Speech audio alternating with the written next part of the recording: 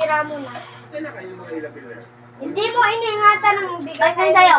Bakit sa'yo?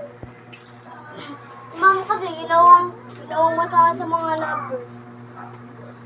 Mabubuhay na si Singsay, oh. Kakano ko na ang sarili mong buhay. Si Jamil, magpapalipat na raw dito. Ayaw na daw niya mag-aral doon sa... Mababait dito.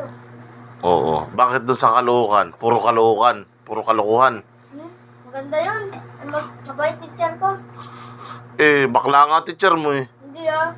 Hindi ba bakla? Hindi ka na naman nangungupo ah.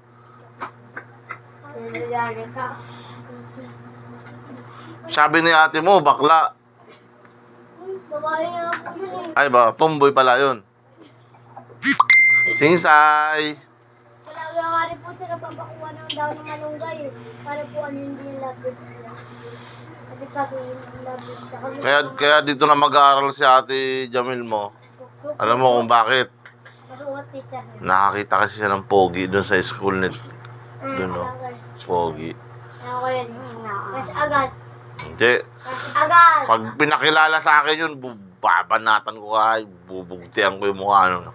Kailangan tikilatisin mo na ni Daddy, Alan. Ate, dapat mag-aral ka muna bago crush na yan. Tama. Bakit? Tingnan mo si Allison. Wala. Ay! Karma is real. Allison. Ay, hindi na yun. Kala ko si Munay. Ayun, ano si Munay? Jesang! Oh, kuwawa naman oh. Napagod na siguro yan. Munay. Tinan mo siya kumain, no? Sus, tinan mo, oh. Kinakain niya yung mga momo. Yeah.